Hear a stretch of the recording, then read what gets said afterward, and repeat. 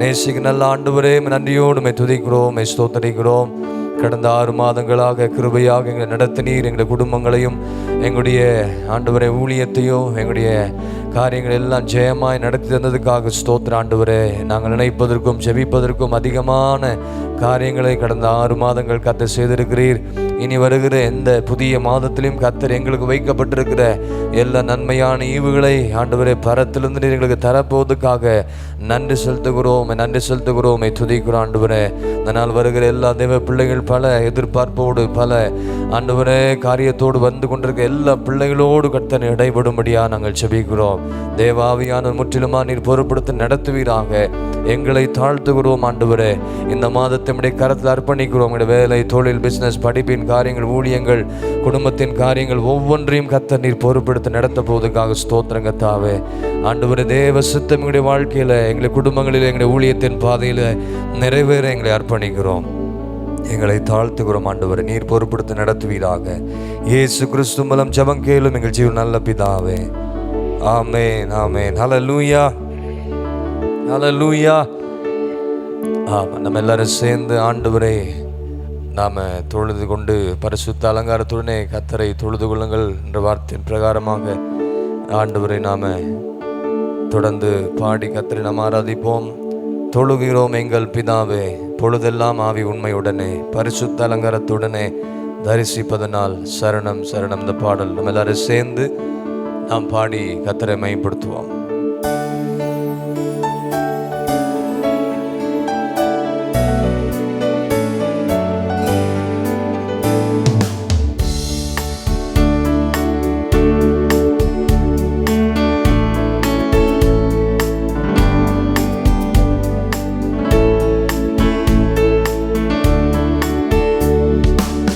தொழுகிறோம் எங்கள் பிதாவே, பொழுதெல்லாம் ஆவி உண்மையுடனே.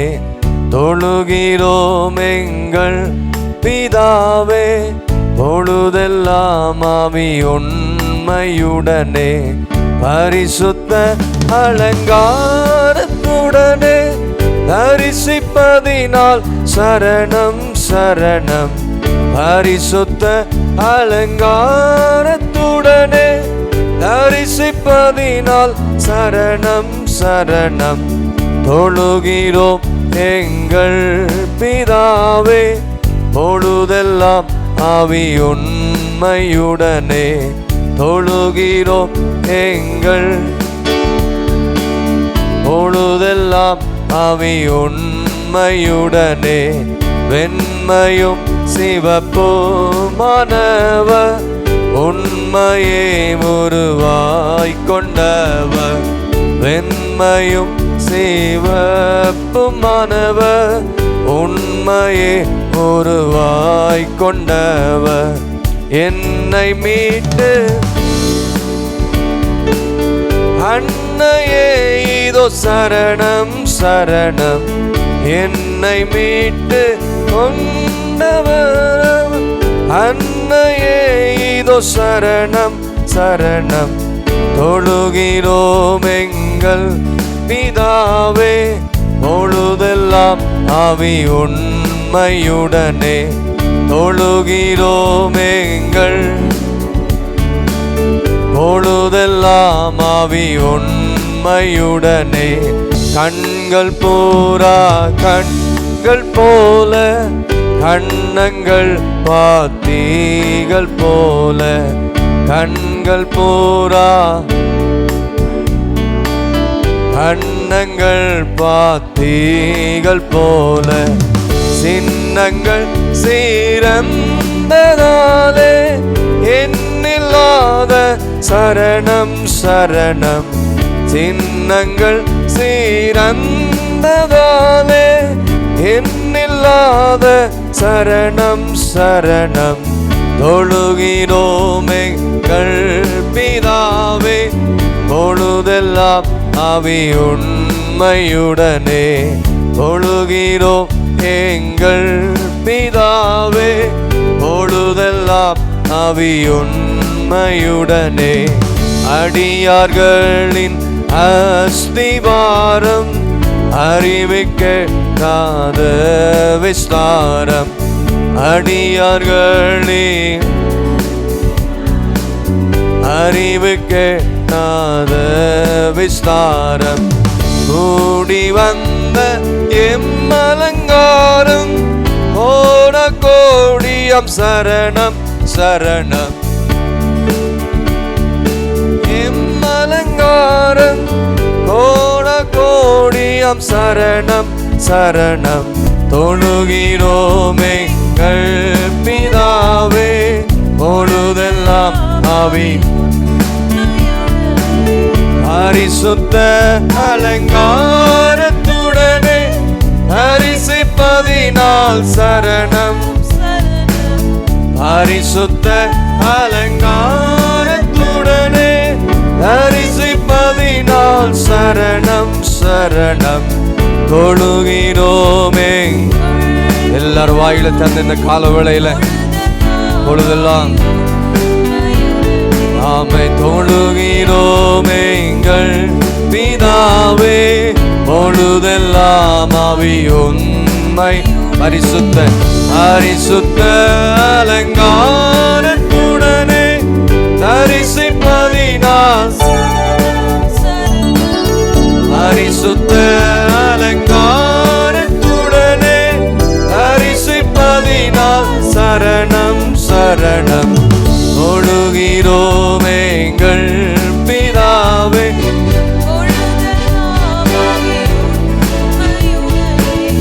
தொழுகிறோமே எங்கள் பிதாவே பொழுதெல்லாம் ஆவி உண்மையுடனே தொழுகிறோம் எங்கள் பிதாவே பொழுதெல்லாம் ஆவி உண்மையுடனே தொழுகிறோமே பொழுதெல்லாம் ஆவி உண்மையுடனே. ஹல்லேலூயா. நல்ல சத்தமா சொல்லுங்களேன் ஹல்லேலூயா. காலையில் உற்சாகமா இருந்து கர்த்தரை ஆராதிங்க. பயமில்லை பயமில்லையே, ஜெயம் ஜெயம் தானே, என் ஜெபத்திற்கு பதில் உண்டு, இயேசு நாமத்தில் ஜெயம் உண்டு. ஆமேன் ஆமேன் சொல்லுங்க. ஆமாம், நம்முடைய வாழ்க்கையில் கர்த்தர் செய்ய நினைத்த காரியங்கள் தடைபடாது. இந்த மாதத்தில் நம்ம எடுக்கிற எல்லா ஜெபங்கள், கடந்த மாதத்தில் வருஷத்தின் துவக்கத்தில் எடுத்த எல்லா ஜெபங்களுக்கும் ஆண்டவர் பதில் கொடுக்காம ஒருவேளை தாமதமாக இருந்திருக்கலாம். ஆனால் கர்த்தர் இந்த மாதத்தில் ஒருவேளை நமக்கு இரக்கம் பாராட்டி கிருபை பாராட்டி நம்முடைய வாழ்க்கையில் கர்த்தர் நம்முடைய இதயம் விரும்புகிறதையெல்லாம் கர்த்தர் நமக்கு தந்து நடத்த போகிறார். எத்தனை பேர் விசுவாசிக்கிறீங்க? அந்த விசுவாசம் உள்ளவர்கள் நம்ம எல்லாரும் சேர்ந்து நாம் பாடி நாம் கர்த்தரை மகிமைப்படுத்துவோம்.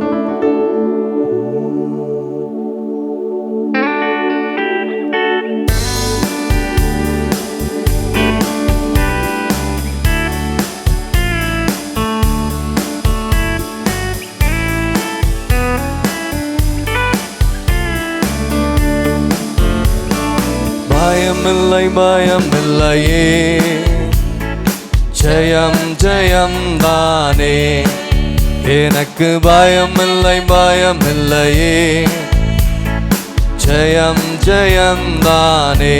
சொல்லுங்க எல்லாரும். என் ஜெபத்திற்கு பதில் உண்டு, இயேசு நாமத்தில் ஜெயம் உண்டு. என் ஜெபத்திற்கு பதில் உண்டு, இயேசு நாமத்தில் ஜெயம் உண்டு. இயேசு நாமத்தில் ஜெயம் உண்டு. இயேசு நாமத்தில் ஜெயம் உண்டு. பயமில்லை பயமில்லையே, ஜெயம் ஜெயம் தானே, எனக்கு பயமில்லை பயமில்லையே, ஜெயம் ஜெயம் தானே. எல்லாரும். என் ஜெபத்துக்கு பதில் உண்டு, என் நாமத்தில் ஜெயம் உண்டு. என் ஜெபத்திற்கு பதில் உண்டு, இயேசு நாமத்தில் ஜெயம் உண்டு. இயேசு நாமத்தில் ஜெயம் உண்டு. இயேசு நாமத்தில் ஜெயம் உண்டு. ஆபிரகாமின் தேவன் என்னோட இருக்கின்றார். பாடுங்க எல்லாரும். ஆசீர்வதிப்பவரே ஆசீர்வதிக்கின்றார், பெருக செய்திடுவார். ஆபிரகாமின் தேவன் என்னோடு இருக்கின்றார், ஆசீர்வதிக்கின்றார், பெருக செய்திடுவார். ஜெயம் எடுப்பே இயேசு நாமத்தில், ஜெயம் எடுப்பே இயேசு நாமத்தில். தோல்வி எனக்கில்லையே, நான் தோற்று போவதில்லையே. சொல்லுவோமா எல்லாரும்? தோல்வி எனக்கில்லையே, இந்த மாதத்துல நான் தோற்று போவதில்லையே. விசுவாசம் உள்ளவர்கள் ஜெயம் உண்டு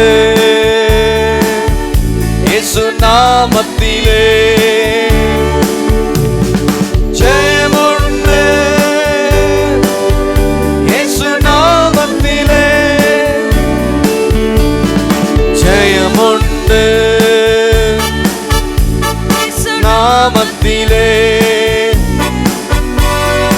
ஜெயம் உண்டு இயேசு நாமத்திலே.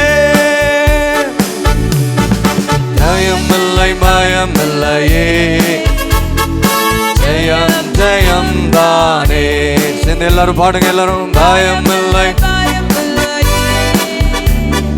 ஜெயம் ஜெயம் தானே, என் ஜெபத்திற்கு பதிலுண்டு, நாமத்தில் ஜெயம் உண்டு.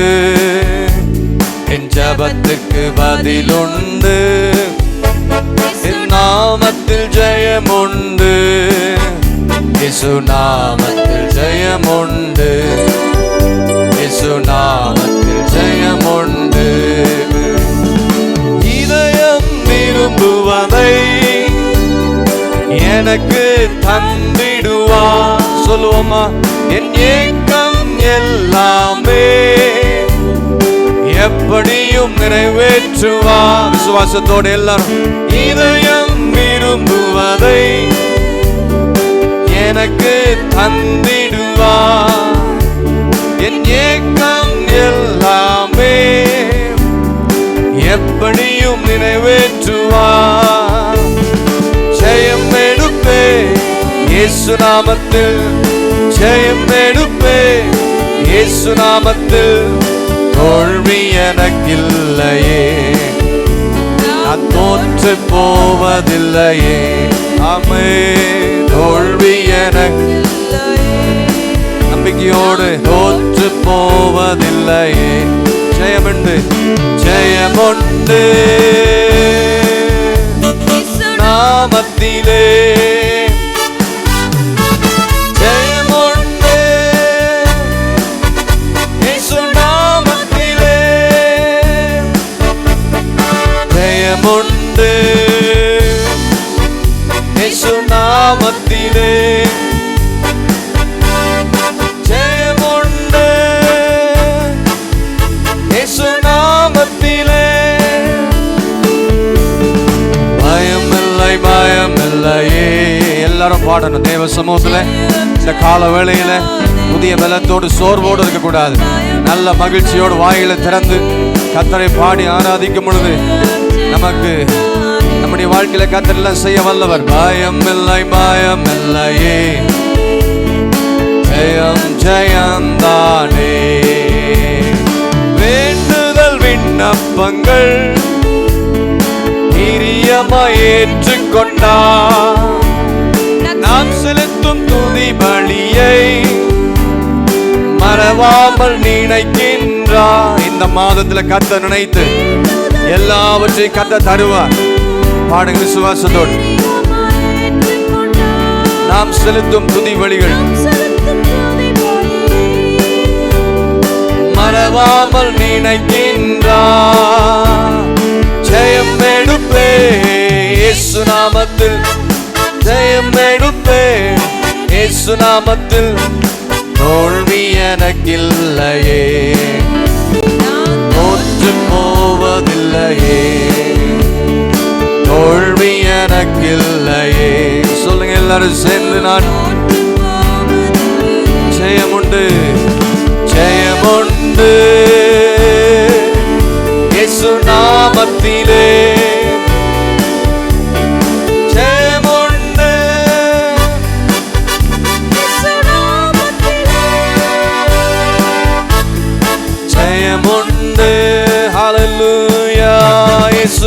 நாமத்திலே ஜெயமுண்டு. இயேசு நாமத்திலே பயமில்லை பயமில்லையே. எல்லாரும் எழுந்து நிற்கலாமா? ஜெயம் ஜெயம். நல்ல உற்சாகத்தோடு பாடுறோம். பாடல பாடும் பொழுது இல்லையே ஜெயம் ஜெயம் தானே. கைகள் இருக்கிறவங்க கைகளை தட்டி எல்லாரும் பயமில்லை பயமில்லையே ஜெயம் ஜெயம் தானே. என் ஜெபத்திற்கு கத்து ஜெபத்திற்கு பதில்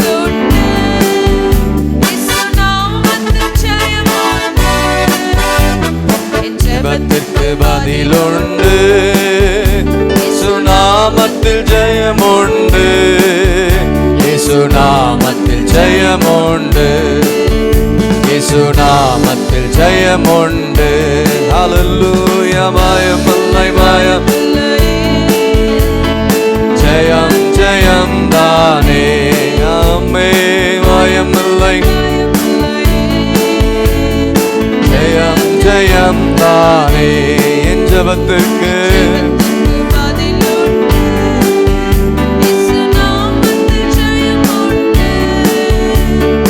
ஜெபத்திற்கு பதிலுண்டு. இயேசுநாமத்தில் ஜெயமுண்டு. இயேசுநாமத்தில் ஜெயமுண்டு. இயேசுநாமத்தில் ஜெயமுண்டு. பயமில்லை பயமில்லை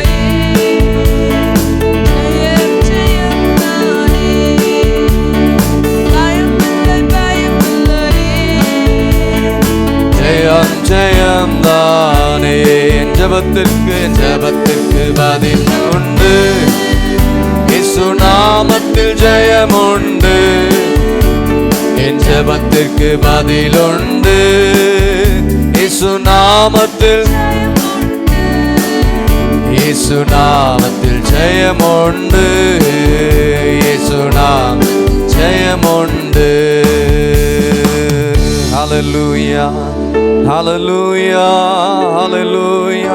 கண்களை மூடி ஆண்டவர் சமூகத்துக்கு நேராக ஆண்டவரை நோக்கி பார்த்து கர்த்தர் கொடுத்த அருமையான மாதத்துக்காக நன்றி செலுத்துங்க. தேவ சமூகத்து வந்திருக்க தேவ பிள்ளையே, உன்னுடைய சூழ்நிலைகளை கர்த்தர் அறிந்திருக்கிற ஆண்டவர், உன்னுடைய ஏக்கங்களை அறிந்திருக்கிற ஆண்டவர். இந்த கால வேளையில தேவ சமூகத்துல உங்களுடைய காரியங்கள் எல்லாம் சொல்லி தேவ சமூகத்துல ஜெபிங்க. அமைதியா இருக்காம வாயில திறந்து தேவ சமூகத்துல பேசணும். ஆண்டவரை நோக்கி பார்த்து கர்த்தர் கொடுத்த அருமையான அந்த புதிய மாதத்துக்காக கரங்களை உயர்த்தி எல்லாரும் ஆண்டவரே, கடந்த 6 மாதங்களாக எங்களை கிருபையா நடத்தினீரே. இந்த வருஷத்தின் துவக்க நாள்ல இருந்து எங்களுக்கு செய்த நன்மைகள், அதிசயங்கள், அற்புதங்கள் ஏராளம். ஆண்டவரே, என்னென்னலாம் காரியங்களை எங்களுடைய வாழ்க்கையில் செய்திருக்கிறீர். மகிமையானதை கர்த்தர் செய்திருக்கிறீர். அற்புத சுகத்தை கர்த்தர் கொடுத்தீர். நாங்கள் நினைக்க கூடாத காரியங்கள் எங்களுடைய வாழ்க்கையில, எங்கள் குடும்பங்களில, எங்களுடைய ஜீவியத்துல, எங்களுடைய வேலை காரியங்களில, எங்களுடைய பிசினஸ்ல, எங்களுடைய படிப்புல, எங்களுடைய பிள்ளைகளுடைய காரியத்துல, ஊழியத்தின் பாதையில எங்களை உயர்த்தி எங்களை ஆசீர்வதித்து கொண்டிருப்பதற்காக உமக்கு நன்றி என்று சொல்லி காலவேளையில் ஆண்டு நோக்கி பார்த்து ஜெபிப்பீங்களா? கர்த்தர் கொடுத்த எல்லா வாக்குத்தத்த வார்த்தைகளை நினைத்து ஜெபிங்க. அந்த வாக்குத்தத்தங்கள் எல்லாம் கிறிஸ்து இயேசுவுக்குள் ஆம் என்றும் ஆமென் என்றும் இருக்கிறது. கொஞ்சம் சத்தமா தான் ஜெபிங்களேன். ஆண்டவர்ட்ட தானே பேசுறீங்க. நல்ல வாயில திறந்து காலவேளையில் ஆண்டு நோக்கி பார்த்து தேவ சமூகத்துக்கு வந்திருக்க தேவ பிள்ளையே, உனக்கு கொடுக்கப்பட்டிருக்கிற கர்த்தர் கொடுத்த வாக்குத்தத்தங்களை கர்த்தர் நிறைவேற்றுவா. குறித்த காலத்தில் எல்லாவற்றையும் நிறைவேற்றி முடிக்க என்னுடைய ஆண்டவர் வல்ல தேவனா இருக்கிற என்பதை விசுவாசிக்க தேவ பிள்ளைகளே, கர்த்தர் செய்ய நினைத்த காரியங்கள் ஒன்றும் நம்முடைய வாழ்க்கையில தடைபட்டு போகவே போகாது.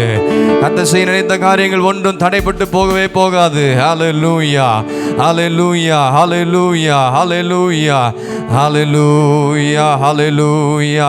நன்றி ஆண்டவரே, நன்றி அப்பா, நன்றி ஆண்டவர். ஜெபிங்க.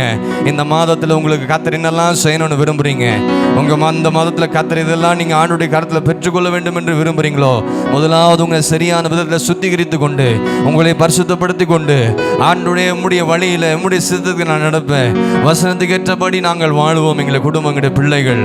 அப்படி வாழுகிற தேவ பிள்ளைகளுக்கு சகலமும் கர்த்தர் நேர்த்தியாய் செய்து முடித்து தந்து நடத்த போவதற்காக நன்றி உறுதியத்தோடு ஆண்டவரை நோக்கி பார்ப்போமா? ஹல்லேலூயா ஹல்லேலூயா ஹல்லேலூயா. வாக்கு பண்ணினவன் மாறிடா, வாக்கு தத்தம் நிறைவேற்றுவா. வாக்கு பண்ணினவன் மாறிடா, வாக்கு தத்தம் நிறைவேற்றுவா. சொந்து போகாதே, நீ சொந்து போகாதே, சொந்து போகாதே. உன்னை அழைத்தவர் உண்மையுள்ளவர். சொந்து போகாதே, நீ சொந்து போகாதே, சொந்து போகாதே. உன்னை அழைத்தவர் உண்மையுள்ளவர். வாக்கு பண்ணினவர் மாறிடா, வாக்கு தத்தம். பாடுங்க எல்லாரும். சொந்து போகாதே, நீ சொந்து போகாதே. உன்னை அழைத்தவர் உண்மையுள்ளவர். சொந்து போகாதே, நீ சொந்து போகாதே. சொந்து போகாம கர்த்தரை துதிங்க. உண்மையுள்ளவர், அவர் உண்மையுள்ளவர். வாக்கு மறப்பதில்லையே, வாக்கு அவர் உன்னல்லவே, பொய் சொல்வதில்லையே. அவர் உண்மையுள்ளவர், வாக்கு மறப்பதில்லையே. வாக்கு தந்தவர் சிறந்தவர், சிறந்ததை தருபவர், ஏமாற்றங்கள் இல்லையே. வாக்கு தந்தவர் சிறந்தவர், சிறந்ததை தருபவர், ஏமாற்றங்கள் இல்லையே. சொந்து போகாதே, சொந்து போகாதே, சொந்து போகாதே. உன்னை அழைத்தவர் உண்மையுள்ளவர். சொந்து போகாதே, நீ சொந்து போகாதே, சொந்து போகாதே. உன்னை அழைத்தவர் உண்மையுள்ளவர். காலங்கள் கடந்ததோ, தாமதமானதோ, வாக்கு தத்தங்கள் உன் வாழ்வினில் துளைந்ததோ. உங்களை பார்த்தா கர்த்தர் பேசுறார். இந்த கால வேளையில பல இயக்கத்தோடு வந்திருக்கிறீங்களே, என் வாழ்வினிலே வாக்கு தந்தவர் சிறந்தவர், சிறந்ததை தருபவர், ஏமாற்றங்கள் இல்லையே. முழங்கால் படிட்டு எல்லாரும் சேர்ந்து வாக்கு தந்தவர் சிறந்தவர், சிறந்ததை தருபவர், ஏமாற்றங்கள் இல்லையே. கடைசி எல்லாரும் சேர்ந்து வாக்கு தந்தவர் சிறந்தவர், சிறந்ததை தருபவர், ஏமாற்றங்கள் இல்லையே. சொந்து போக மாட்டேன், சொந்து போக மாட்டேன், நான் சொந்து போக மாட்டேன். என்னை அழைத்தவர் உண்மையுள்ளவர். சொந்து போக மாட்டேன், நான் சொந்து போக மாட்டேன், சொந்து போக மாட்டேன். என்னை அழைத்தவர் உண்மையுள்ளவர். சொந்து போக மாட்டேன், நான் சொந்து போக மாட்டேன். கர்த்தர் எனக்காக எல்லாவற்றையும் செய்ய என்னை அழைத்தவர் உண்மையுள்ளவர். கண்களை மூடி ஆண்டவர் சமூகத்தில் இன்னைக்கு ஒரு தீர்மானம் பண்ணுவோம். அனைவருடைய வாழ்க்கையில பல விதமான சோர்வுகள் வரலாம், பல விதமான பிரச்சனைகள், போராட்டங்கள் வரலாம்.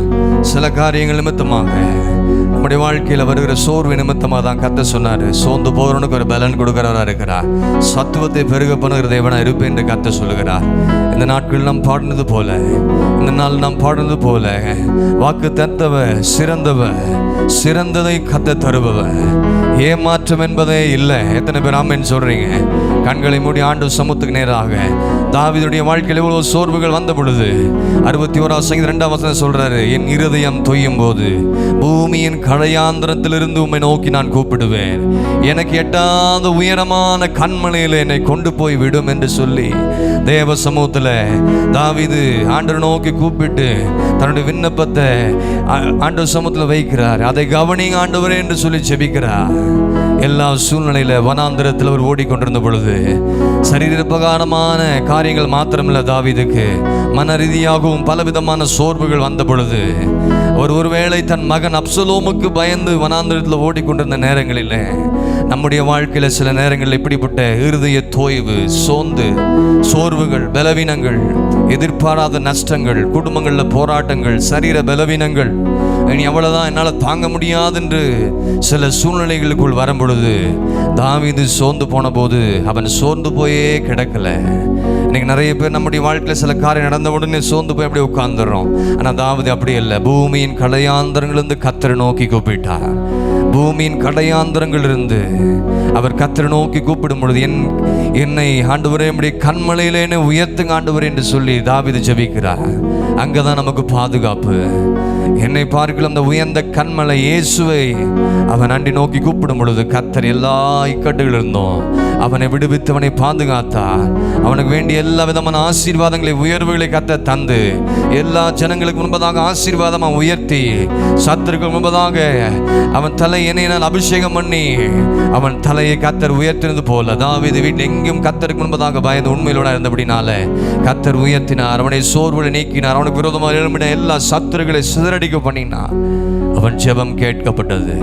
கர்த்தர் தாவீதோடு கூட இருந்து நடத்தினது போல இந்த நாட்களிலும் இந்த மாதத்தில் உன்னுடைய வாழ்க்கையில் எல்லா தோய்வுகளிலிருந்து விடுதலை தருவார். எல்லா சோர்வுகளிலிருந்து விடுதலை தந்து சோர்வு வரும் பொழுது கண்மலையை நோக்கி பாருங்க. அந்த கண்மலையிலிருந்து நமக்கு ஒத்தாசை வரும். அந்த கண்மலையாக கிறிஸ்து நம்மை ஒருபோது வெட்கப்பட விடவே மாட்டார். நேசிக்க நல்ல ஆண்டவரே, நன்றியோடு துதிக்கிறோம், ஸ்தோத்தரிக்கிறோம். தனிமையான அந்த புதிய மாதத்துக்காக நன்றி செலுத்துக்கிறோம் ஆண்டவரே. கடந்த 6 மாதங்களாக கிருபையாக எங்களை நடத்தினீர். இந்த 7வது மாதத்துக்குள்ளாக அடி எடுத்து வைக்க கர்த்தர் கிருபை தந்திருக்கிறேன் ஆண்டவரே. நம்முடைய சமூகத்தை தேடி வந்த ஒவ்வொரு பிள்ளைகளோடு கர்த்தர் நீர் பேசுவீராக. எங்களை தரை மட்டுமாக தாழ்த்துகிறோம். இந்த மாதம் உம்முடைய விருப்பத்துக்கு ஏற்றபடி செயல்படட்டும். எங்கள் வாழ்க்கையில், எங்கள் குடும்பங்களில், எங்களுடைய பிஸ்னஸில், எங்களுடைய ஊழியத்தின் பாதையில் எல்லா பகுதிகளும் கர்த்தாவே உம்முடைய நோக்கம், உம்முடைய திட்டம் நிறைவேறட்டும் ஆண்டவரே.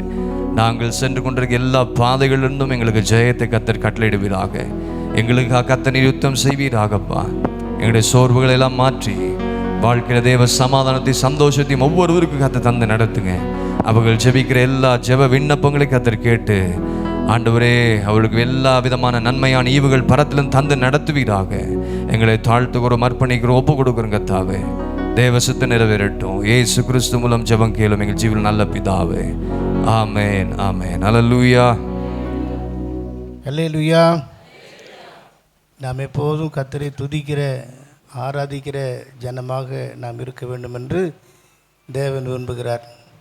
கடந்த 6 மாதங்களாக கர்த்தர் நம்மை கண்பணியும் போல பாதுகாத்து நம்மை போஷித்து காப்பாற்றி இம்மட்டும் நடத்தியிருக்கிறார்.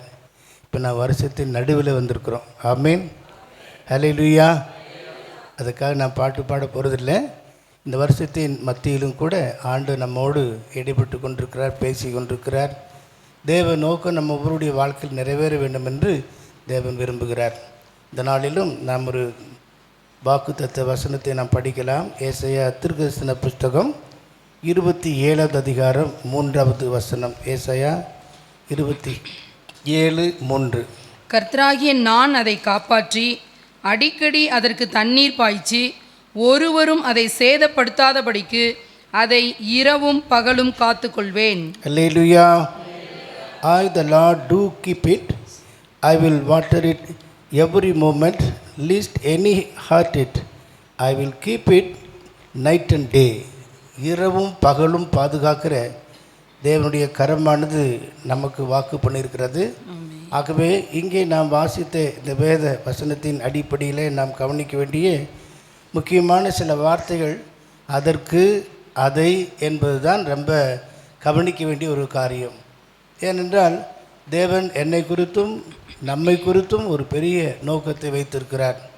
ஆதியிலே தேவன் மனுஷரை உண்டாக்கின போதும் கூட அவர்களை தோட்டத்தில் வைத்து அங்கே ஜீவனிலே வளர வேண்டும் என்று சொல்லி 2ஆம் அதிகாரம் 15வது வசனத்தில் பார்க்கும்போது அவர்களை தோட்டத்திலே கொண்டு வந்து வைத்து தோட்டத்தை பண்படுத்தவும் அதை காக்கவும் வைத்தார் என்று சொல்லப்பட்டிருக்கிறது. ஏனென்றால் தேவனுடைய பிள்ளைகளுக்கு எதிராக விழுந்து போன ஆவிகள், பொல்லாத வல்லமைகள் தொடர்ந்து கிரியை செய்யும் என்பதை தேவன் அறிந்திருந்தார்.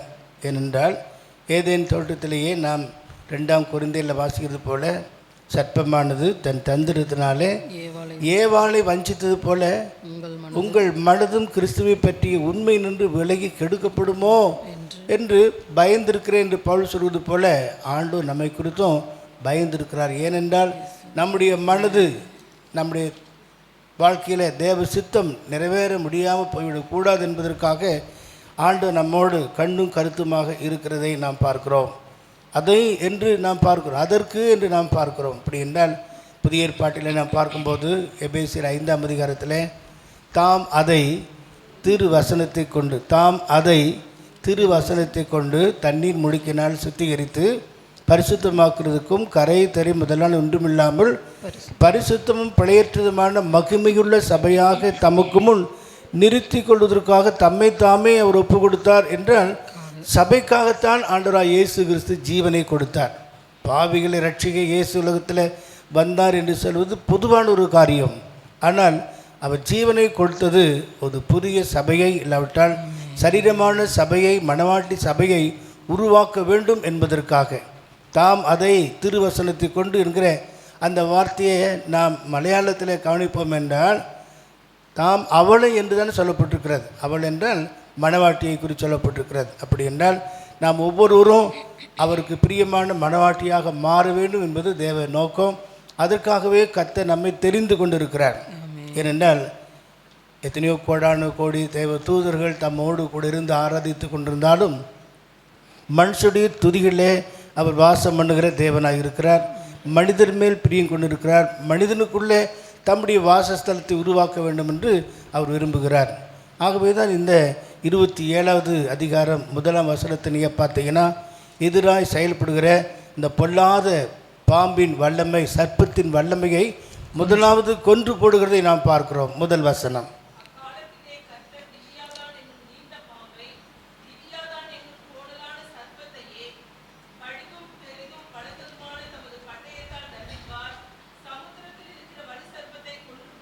சமுத்திரத்தில் இருக்க வலு சர்ப்பத்தை கொன்று போடுவார். ஏனென்றால் தேவனுடைய நோக்கம் சபைக்குள்ளே நிறைவேற வேண்டும்.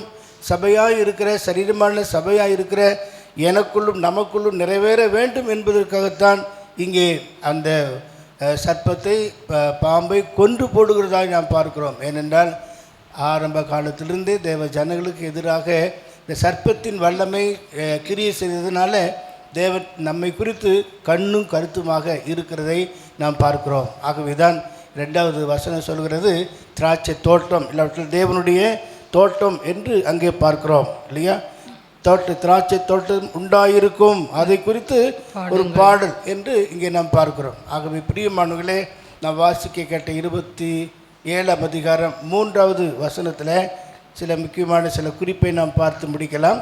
கர்த்தராகிய நான் அதை காப்பாற்றி என்று சொல்லப்பட்டிருக்கிற இந்த ஒரு காரியமானது, அதை என்பது நம்மைத்தான் குறிக்கக்கூடிய, சபையை குறிக்கக்கூடிய ஒரு காரியம். ஏனென்றால் கர்த்தர் தான் சபையை போஷித்து காப்பாற்றுகிறவராக இருக்கிறார் என்பதை நாம் அறிந்து கொள்ள வேண்டும்.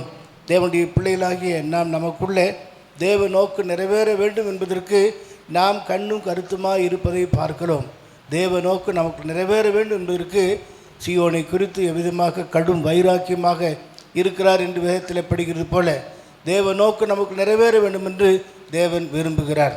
அதனால்தான் திராட்சை தோட்டத்தை குறித்து ஒரு பெரிய திட்டத்தை வைத்திருந்தார். திராட்சை தோட்டம் என்பது தேவனுடைய சபை. அந்த தேவனுடைய சபை, அதை வேதத்தில் நாம் பார்க்கிறோம். 5ஆம் அதிகாரம் 1வது வசனத்தில் ஒரு பெரிய நோக்கத்தோடு தான் திராட்சை தோட்டத்தை உண்டாக்கினார். ஆனால் ஆண்டுடைய எதிர்பார்ப்பு அங்கே நிறைவேறவில்லை என்பதையும் அந்த வசனத்திலே நாம் பார்க்கிறோம். 2வது வசனம், அவர் அதை வேலி அடைத்து, அந்த தோட்டத்தை வேலி அடைத்து அதிலுள்ள கற்களை பொறுக்கி அதிலே நற்குல திராட்சை செடிகளை நட்டு அதன் நடுவில் ஒரு கோபுரத்தை கட்டி அதில் ஆலையையும் உண்டு பண்ணி அது நல்ல திராட்சை பழங்களை தரும் என்று காத்திருந்தார்.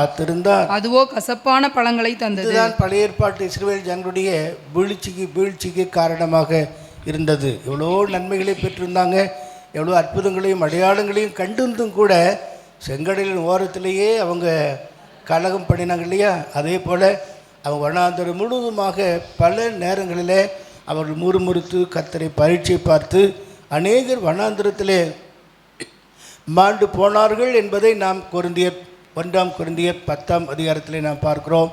அங்கே சொல்லப்பட்டிருக்கிறது, எல்லாரிடத்திலும் அவர் பிரியமாக இருந்ததில்லை. கண்மணியாக கிறிஸ்து கூட இருந்தாலும் கூட பல விதங்களிலே அவர்கள் விழுந்து போனாங்க, தேவனை விட்டு தூரமாக போனாங்க. ஆகவே தான் ஏசாயா தீர்க்கதரிசி சொல்லும்போது எவ்வளோ வேலி அடித்து அதனுடைய காரியெல்லாம் பார்க்குறோம். பத்திரமா இருந்தாலும் கூட அது கசப்பான கனிகளை கொடுத்தது. யார் இவர்கள் என்றால் 7வது வசனத்திலே நாம் பார்க்கிறோம். 7வது வசனம் சொல்லுகிறது, யார் இந்த திராட்சை தோட்டம், இந்த ஜனம் என்று சொல்லும்போது சேனைகளின் கர்த்தருடைய திராட்சை தோட்டம், சேனைகளின் கர்த்தருடைய திராட்சை தோட்டம், இஸ்ரவேலின் வம்சமே, இஸ்ரவேலின் வம்சமே. இஸ்ரவேலின் வம்சத்தாரை குறித்து தான் சேனைகளின் கர்த்தருடைய திராட்சை தோட்டம் ஆகிய தேவனுடைய சபை என்று நாம் பார்க்கிறோம். இஸ்ரவேலரும் யூதா மனுஷருமே குறித்து இங்கே நாம் வாசிக்கிறோம். ஆகவேதான் சங்கீதக்காரன் சொல்லும்போது இஸ்ரவேல் அவருக்கு ராஜ்யம். 114வது சங்கீதம் 2வது வசனம். யூதா அவருக்கு பரிசுத்த ஸ்தானமும் இஸ்ரவேல் அவருக்கு ராஜ்யமும் ஆயிற்று. இஸ்ரவேல் அதற்கு ராஜ்யமும் ஆயிற்று. அல்லேலூயா. எவ்வளவு விசேஷித்த காரியங்கள் எல்லாம் இங்கே சொல்லப்பட்டிருக்கிறது. கடல் கண்டு விலகி ஓடிட்டு, யோர்தான் பின்னிட்டு திரும்பினது. அவ்வளவு அதிசயங்களையும் அற்புதங்களையும் செய்து தேவன் தம்முடைய ஜனங்களை நடத்தியிருந்தாலும் கூட அவரிடத்தில் எதிர்பார்த்த தேவ சித்தம் நிறைவேறாமல் போனது. ஆனால் புதிய ஏற்பாட்டில் பரிசுத்த ஆவியான மூலமாக நம்மை பாதுகாப்பதற்காக இங்கே வாக்குப்படுகிறார். நான் கர்த்தராகிய நான் அதை காப்பாற்றி என்று சொல்லப்பட்டிருக்கிற இந்த வார்த்தையானது கர்த்தர் தான் நம்மை காக்கிற தேவனாக இருக்கிறார். நம்ம புதிய ஏற்பாட்டில் யோவான் சுவிசேஷம் 15வது அதிகாரத்தை நாம் முழுதுமாக படித்து பார்க்கும்போது நான் இப்பொழுது சொன்ன உபதேசத்தினால் இப்பொழுதே நீங்கள் சுத்தமானீர்கள். பிதா திராட்சை தோட்டக்காரர். 5வது வசனம். நானே திராட்சை செடி, நீங்கள் கொடிகள்.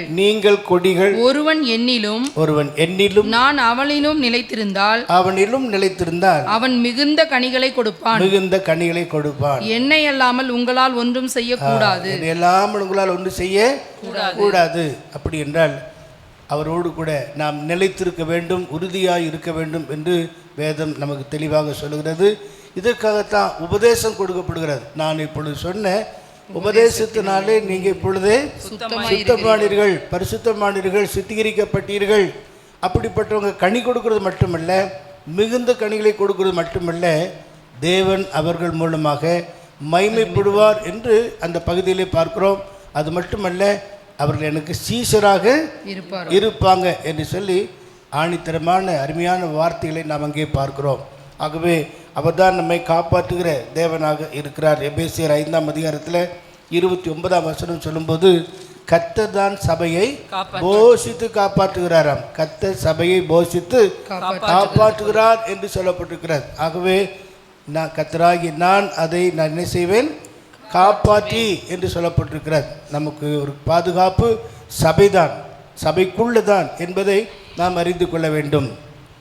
நோவாவின் பேழைக்குள்ளே எவ்விதமாக 8 விதமான ஆட்கள் இருந்து அந்த எல்லா மிருகங்களுக்கும் போஷித்து அவங்களுக்கு எல்லாம் நடத்தினது போல புதிய ஏற்பாட்டிலும் ஊழியங்களில் 8 விதமான ஊழியங்களை கொடுத்து கர்த்தர் நடத்தி கொண்டு இருக்கிறார். அப்படிப்பட்ட ஒரு சபைதான் வளர்ச்சி அடைய முடியும், தேவ நோக்கம் நிறைவேற முடியும், தேவ சித்தத்திற்கு நாம் ஒப்பு கொடுக்க கடமைப்பட்டு இருக்கிறோம். அல்லேலூயா.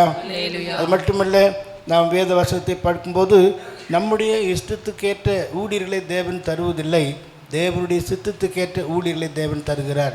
யோவேலின் புஸ்தகம் 2ஆம் அதிகாரத்தில் கர்த்தர் சபையை போஷித்து காப்பாற்றும் போது நீங்கள் சம்பூர்ணமாக சாப்பிட்டு 2ஆம் அதிகாரம் 26 நீங்கள் சம்பூர்ணமாக சாப்பிட்டு திருப்தி அடைந்து உங்களை அதிசயமாய் நடத்தி வந்த உங்கள் தேவனாகிய கர்த்தருடைய நாமத்தை துதிப்பீர்கள். உங்களை அதிசயமாக நடத்தி வந்த தேவனாய் கர்த்தரை துதிப்பீர்கள். என் ஜனங்கள் ஒருபோதும் வெட்கப்பட்டு போவதில்லை, என்னுடைய ஜனங்கள் ஒருபோதும் வெட்கப்பட்டு போவதில்லை என்று நாம் அங்கே பார்க்கிறோம். அது மட்டுமல்ல, எரேமியா 3ஆம் அதிகாரம் 14-15 வசனத்தை பார்க்கும்போது தேவ ஜனங்களுக்கு விதமான ஒரு ஆலோசனை கொடுக்கப்படுகிறது. சீர்கெட்ட பிள்ளைகளே திரும்புங்கள் என்று கர்த்தர் சொல்லுகிறார். நான் உங்கள் நாயகர், நான் உங்களை ஊரிலே ஒருவனும் வம்சத்தில் 2 பேருமாக தெரிந்து உங்களை சீயோனுக்கு அழைத்து கொண்டு வந்து உங்களுக்கு என் இருதயத்துக்கு ஏற்ற மேய்ப்பர்களை கொடுப்பேன். ஆண்டவர் சொல்றாரு, என்னுடைய இருதயத்துக்கு ஏற்ற மேய்ப்பர்களை கொடுப்பேன்.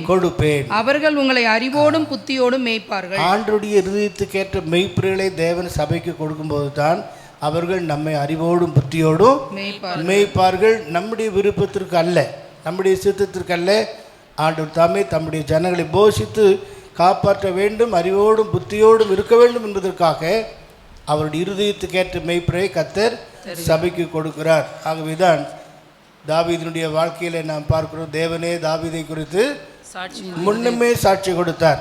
அவன் வாழ்க்கையில சவுலை தள்ளி தாவீதை தனக்கு ஏற்றவனாக எல்லாவற்றிலும் என்னுடைய சித்தத்தை செய்வான் என்று கர்த்தரே சாட்சி கொடுத்தது போல அவருடைய இருதயத்தை ஏற்ற மெய்ப்பர்களை கொடுத்து கர்த்தர் சபையை போஷித்து காப்பாற்றுகிறார். கர்த்தராகிய நான் அதை காப்பாற்றி என்று நாம் பார்க்கிறோம். இரண்டாவது பகுதியாக நாம் பார்க்கிறோம், அதுக்கு தண்ணீர் பாய்ச்சுகிறாராம். வாசிப்போம். அடிக்கடி அதற்கு தண்ணீர் பாய்ச்சி. தண்ணீர் பாய்ச்சுதல் என்று சொல்வது நம்முடைய வறட்சியினுடைய காரியமாக இருக்கிறது. தொட்டி செடியெல்லாம் நீங்கள் பார்த்தீங்கன்னா ஒரு 2 நாள் தண்ணீர் விடாமல் போயிட்டா அவ்வளோதான், அது அப்படியே வாடி வதங்கி அப்படியே விட்டுவிட்டால் ஒன்றுமில்லாமல் போயிடும். அதே போல் அவனுடைய சபைக்குள் இருக்கிற தேவனுடைய பிள்ளைகளை கர்த்தர் என்ன செய்கிறார் என்றால் தண்ணீர் பாய்ச்சுகிறார். இந்த தண்ணீர் என்று சொல்வது பரிசுத்த ஆவியின் அபிஷேகத்தை குறிக்கக்கூடிய அனுபவம். ஆவியானவர் எங்கே உண்டோ அங்கே தான் விடுதலை உண்டு. அந்த ஒரு அபிஷேகம் நமக்கு அவசியம். எசேக்கியேல் தீர்க்கதரிசன புத்தகத்தில் பல விதமான அளவுகளை குறித்து நாம் 47ஆம் அதிகாரத்தில் நாம் பார்க்கிறோம். அதாவது கணுக்கால் அளவு, முழங்கால் அளவு, இடுப்பளவு, அப்புறம் நீச்சாலுமுள்ள அளவு என்றெல்லாம் 47ஆம் அதிகாரத்தில் பார்க்குறோம். இந்த நதி எங்கெல்லாம் போகிறதோ அங்கெல்லாம் ஆரோக்கியம் உண்டு. ஆமேன், அல்லேலூயா. ஆகவே பரிசுத்த ஆவியின் அபிஷேகத்தினால் நிரம்பி நாம் சில வேளைகளில் ஜெபிக்கும் போது நம்முடைய சரீரத்துக்கும் ஆவிக்குரிய வாழ்க்கைக்கும் நல்ல ஆரோக்கியத்தை தந்து கர்த்தரை பலப்படுத்துவதாக இருக்கிறார். ஆகவே தான் நம்ம இங்கே பார்க்கிறோம், அடிக்கடி அதற்கு தண்ணீர் பாய்ச்சுகிறார். அவர் தண்ணீர் பாய்ச்சுகிறார் என்று சொல்வது விசுவாசிகளுடைய உள்ளத்திலிருந்து ஜீவ தண்ணீர் உள்ள நதிகள் ஓடும் என்று இயேசு சொன்னாரே, அது பரிசுத்த ஆவியை பற்றி தான் சொல்லியிருக்கிறார். யோவான் சுவிசேஷம் 7ஆம் அதிகாரத்தில் பண்டிகையின் கடைசி நாளிலே அவர் சத்தமிட்டு கூப்பிட்ட அந்த ஒரு காரியம். பண்டிகையின் கடைசி நாளிலே அவர் சத்தமிட்டு, ஓ தாகமாக இருக்கிறே என்னிடத்தில் வந்து பானம். பண்டிகையின் கடைசி நாளாகிய பிரதான நாளிலே இயேசு நின்று சத்தமிட்டு ஒருவன் தாகமாயிருந்தால் என்னிடத்தில் வந்து பானம் பண்ண கடவன். வேதவாக்கியம் சொல்லுகிறபடி என்னிடத்தில் விசுவாசமாய் இருக்கிறவனுக்கு அவன் உள்ளத்திலிருந்து ஜீவ தண்ணீர் உள்ள நதிகள் ஓடும். நாம் பார்க்கும்போது அவர்கள் பெற்றுக்கொள்ள போகிற ஆவியை குறித்து அப்படி சொன்னார் என்று பார்க்கிறோம். ஆகவே தண்ணீரை பாய்ச்சுவது என்று சொல்வது அவர் நமக்கு பரிசுத்த ஆவியை கொடுத்து நம்மை ஆற்றவும் தேற்றவும் போதிக்கவும் சிற்றிக்கவும் கடிந்து கொள்ளவும் உபதேசங்களை கற்றுக்கொள்ளவும் கர்த்தர் உதவி செய்கிறவராக இருக்கிறார். ஆகவேதான் பரிசுத்த ஆவியின் அபிஷேகம் ஒரு தேவனுடைய பிள்ளைக்கு மிகவும் அவசியமாக இருக்கிறது என்பதை நாம் அறிந்து கொள்ள வேண்டும். தேவனுடைய ராஜ்யத்துக்குள்ளே போக வேண்டும் என்றால் ஆவியானுடைய ஒத்தாசை இல்லாமல், ஆவியானுடைய அபிஷேகம் இல்லாமல், அந்த முத்திரை இல்லாமல் போகவே முடியாது. ஆகவே அந்த தோட்டத்தை பராமரிக்க, தேவ ஜனங்களை பராமரிக்க, ஆவிக்குரிய ஜீவியத்தில் வளர்ச்சி அடைய பரிசுத்த ஆவியின் அபிஷேகம் மிக மிக அவசியம். கொர்நேலியை குறித்து நான் வேதத்திலே அப்போஸ்தலர் நடபடிகள் 10ஆம் அதிகாரத்தில் பார்க்கிறோம். எவ்வளவோ நன்மையான காரியங்களை செய்கிறவன், உபவாசம் செய்கிறவன், தான தர்மம் செய்கிறவன், எல்லா விதமான சாட்சிகளும் இருந்தது. ஆனால் அவனுக்கு அபிஷேகம் இல்லை என்று அதை உணர்ந்து பேதுருவை அழைத்து கொண்டு வந்து 10ஆம் அதிகாரம் கடைசியிலே நாம் பார்க்கிறோம். அவன் வீட்டில் கர்த்தருடைய வார்த்தை பேசி கொண்டிருக்கும் போதே பரிசுத்த ஆவியானவர் இறங்கினார். கடைசியிலே நாம் பார்க்கிறோம், நம்மை போல பரிசுத்த ஆவி பெற்ற இவங்களை என்ன செய்யணும், பெற வேண்டும் என்று சொல்லப்பட்ட காரியம் எல்லாமே அபிஷேகம் எவ்வளவு முக்கியம் என்பதை நாம் பார்க்கிறோம். ஆகவேதான் சங்கீதம் 46 நாம் பார்க்கிறோம், ஒரு நதி உண்டு, அது நீர்கால்கள் தேவனுடைய நகரத்தையும் உன்னதமானவர் வாசம் பண்ணும் பரிசுத்த ஸ்தலத்தையும் சந்தோஷிப்பிக்கும். தேவன் அதன் நடுவில் இருக்கிறார். அது அசையாது. அதிகாலையிலே தேவன் அதற்கு சகாயம் பண்ணுவார். அல்லேலூயா. அதிகாலையிலே தேவன் அதற்கு சகாயம் பண்ணுகிறார் இருக்கிறார். அப்படி என்றால் அந்த நதி ஜீவ நதி, தேவ நதி என்றெல்லாம் வேதத்தில் நாம் பார்க்கிறோம். அந்த நதி எங்கிருந்து புறப்பட்டு வருகிறது என்றால் நமக்கு தெரியும். எங்கிருந்து? சிங்காசனத்திலிருந்து புறப்பட்டு வருகிறது. வெளிப்படுத்தல் 22 அதிகாரம் 1ஆம் வசனத்தை பார்க்கும்போது தேவனும் ஆட்டுக்குட்டியானவரும் இருக்கிற அந்த சிங்காசனத்திலிருந்து புறப்பட்டு வருகிறதாய் 1ஆம் வசனத்திலே வாசிக்கிறோம். பின்பு பழுங்கை போல் தெளிவான ஜீவ தண்ணீருள்ள சுத்தமான நதி தேவனும் ஆட்டுக்குட்டியானவரும் இருக்கிற சிங்காசனத்திலிருந்து புறப்பட்டு வருகிறதை எனக்கு காண்பித்தார். சிங்காசனத்திலிருந்து புறப்பட்டு வரக்கூடிய அந்த நதி பரிசுத்த ஆவியானவரை குறித்தே சொல்லப்பட்டிருக்கிறது. ஆகவேதான் தண்ணீர் அடிக்கடி பாய்ச்சுகிறதாக நாம் வேதத்தில் பார்க்கிறோம். அதற்கு அடிக்கடி தண்ணீர் பாய்ச்சி என்று சொல்வது தேவன் தம்முடைய சபையை ஆவியானவர் மூலமாக நடத்துகிறதை பார்க்கிறோம். ஆகவேதான் ஆவிக்குரிய சபை என்று சொல்லும்போது எவர்கள் ஆவியினால் நடத்தப்படுகிறார்களோ அவர்கள் தேவ புத்திராய் மாறுகிறார்கள். அந்த தேவ புத்திரர் வெளிப்படுவதுதான் எல்லா சிருஷ்டிகளும் ஆவலோடு காத்து கொண்டிருக்கிறதாக நாம் பார்க்கிறோம். ஒரு நதி உண்டு, அது தேவனுடைய நகரத்தையும் உன்னதமானவர் வாசம் என்னும் பரிசுத்த ஸ்தலத்தை என்ன செய்கிறது?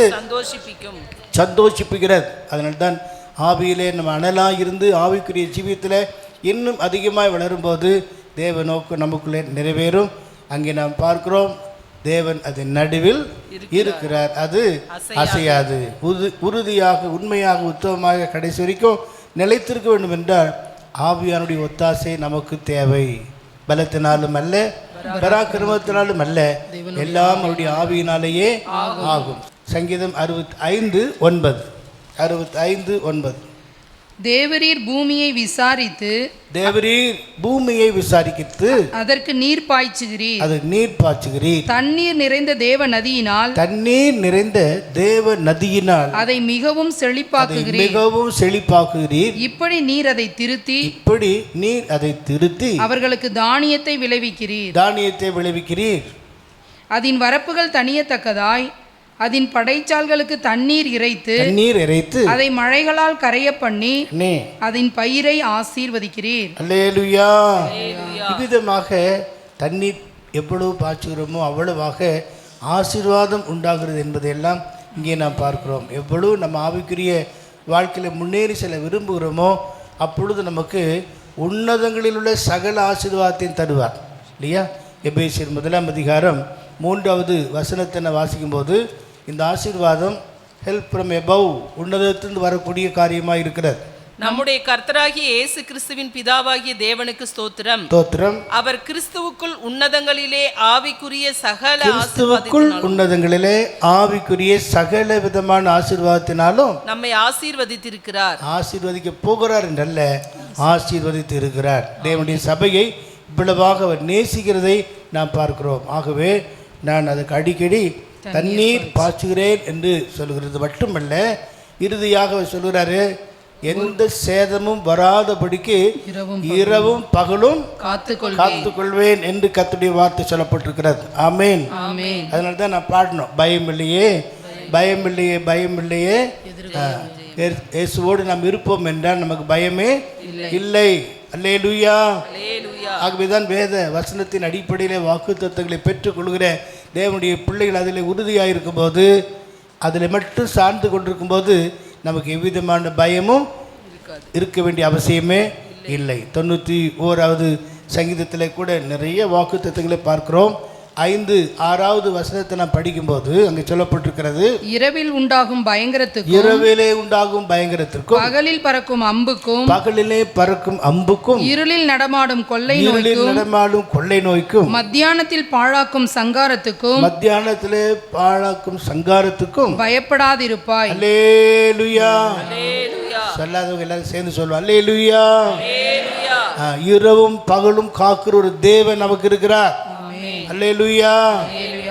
வனாந்தரத்தில் தேவ ஜனங்களை கொண்டு வந்த பிற்பாடு அவர்கள் வனாந்தர மணல் தரையில் நடந்து கொண்டிருந்தாங்க. பகலிலே மேக ஸ்தம்பம், இரவிலே அக்கினி ஸ்தம்பம். எவ்வளவு நேர்த்தியாக கர்த்தர் தம்முடைய ஜனங்களை வனாந்தரம் முழுதுமாக நடத்தினார். அதே போலதான் இந்த புதிய ஏற்பாட்டு காலத்தில் கர்த்தர் நமக்கு இரவும் பகலும் நம்மை காத்துக்கொள்கிறார் இருக்கிறார். நான் அதை என்ன செய்வேனா, ஒருவரும் சேதப்படுத்தாதபடிக்கு அதை இரவும் பகலும் காத்துக்கொள்வேன் என்று 121ஆம் சங்கீதம் 4வது வசனத்திலே நாம் பார்க்கும்போது அங்கேயும், இதோ இஸ்ரவேலை காக்கிறவர் உறங்குவதும் இல்லை, தூங்குகிறதும் இல்லை.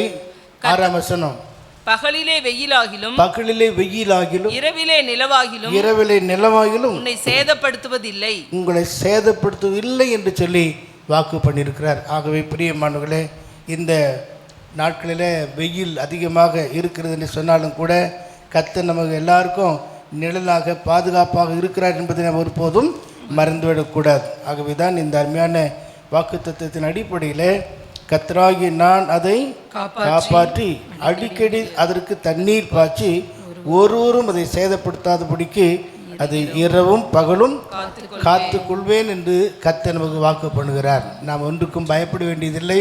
நாம் கர்த்தரோடு இருந்தால் அவர் நம்மோட இருப்பார். எந்த விதமான சர்ப்பத்தின் தந்திரங்கள், பொல்லாத ஆவிலின் நிலைமைகள் ஒன்று நம்மை ஒருவரும் அதை சேதப்படுத்தாதபடிக்கு இரவும் பகலும் கர்த்தர் நினைக்கிறார். நம்மை காக்கிறவராக இருக்கிற கர்த்தர் நம்மை காக்கிறவர். அவர் எல்லா நாளும் நம்மை பாதுகாத்து பராமரித்து அவரிடத்திலே கொண்டு போய் சேர்க்க வல்லவராக இருக்கிறார். யூதா நிருபத்தில் நாம் கடைசியில் வாசிக்கும்போது மகா பரிசுத்தமான விசுவாசத்துமே உங்களை நீங்கள் என்ன செய்யணும்?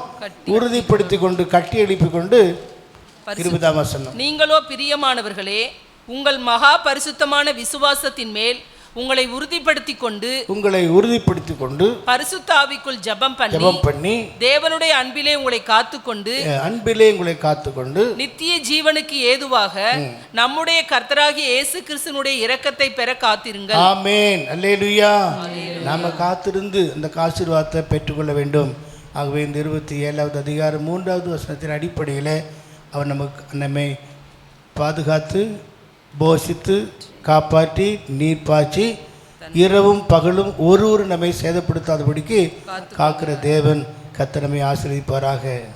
நானே காப்பாற்றுவேன், நாடோறும் நீர் பாய்ச்சுவேன். நானே காப்பாற்றுவேன், நாடோறும் நீர் பாய்ச்சுவேன். இரவும் பகலும் காத்துக்கொள்வேன், இரவும் பகலும் காத்துக்கொள்வேன். எவரும் தீங்கிழைக்க விடமாட்டேன், எவரும் தீங்கிழைக்க விடமாட்டேன். என் மகனே நீ வேறொன்று வா, என் மகனே நீ வேறொன்று வா, கூத்து கொடுங்கிடுவா, கனி தருவா, கூத்து கொடுங்கிடுவா, கனி தருவா.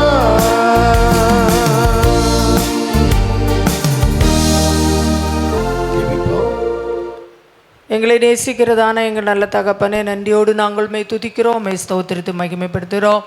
நல்ல காலை வேலைக்காய் நன்றி செலுத்துகிறோம். காலைதோறும் உடைய கிருபைகள் புதிதாக இருக்கபடினால மெய் ஸ்தோத்திரம் ஆண்டவரே. ஒரு புதிய மாதத்தையும் ஆண்டவரே நீர் எங்களுக்கு இந்த அந்தபடினால மெய் ஸ்தோத்திரம். கடந்த 6 மாதங்களும் நீர் எங்களோடு இருந்து எங்களை கரம் பிடித்து எங்களை நடத்தி இம்மட்டும் நீர் பாதுகாத்தீரே. எத்தனையோ கஷ்டங்கள் போராட்டங்கள் வந்தாலும் கர்த்தருடைய கரம் எங்களை நின்று நீர் எங்களை கரம் பிடித்து நடத்தினீர். அதற்காக நன்றி செலுத்துகிறோம். 7வது மாதத்திலும் காலடி எடுத்து வைக்க கர்த்தர் எங்களுக்கு கிருபை கொடுத்தபடினால் நம்ம ஸ்தோத்திரிக்கிறோம். இந்த நாள் நீர் எங்களுக்கு கொடுத்த இந்த நல்ல வாக்கு தத்தத்துக்காக ஸ்தோத்திரிக்கிறோம் ஆண்டவரே. வாக்கு தத்தங்களை ஆண்டவரே எங்கள் இருதயத்தில் ஏற்றுக்கொண்டு அதன்படி நாங்கள் நடக்கும்போது எங்களுக்கு நீர் பாய்ச்சி ஆண்டவரே எங்களை அடிக்கடி அதற்கு காப்பாற்றுகிற தேவனாண்ட நீர் பாய்ச்சி எங்களை காப்பாற்றுகிற தேவனாக எங்கள் மத்தியிலே நீர் வெளிப்பட்டிருக்கிறபடினால் நம்ம ஸ்தோத்திரிக்கிற வாக்கு தத்தங்கள் எங்களுக்கு நிறைவேற ஆண்டவர் அதுக்கேற்றபடி நாங்கள் எங்களை ஒப்பு கொடுத்து நடக்க கர்த்தர் எங்களுக்கு கிருபை செய்யும்படியா ஜெபிக்கிறையா. ஒவ்வொருவரையும் ஆண்டவர் இந்த வாக்கு தத்தத்தோடு இந்த மாதமெல்லாம் கர்த்தர் எங்களை வழி நடத்தும்படியா ஜெபிக்கிறோம்.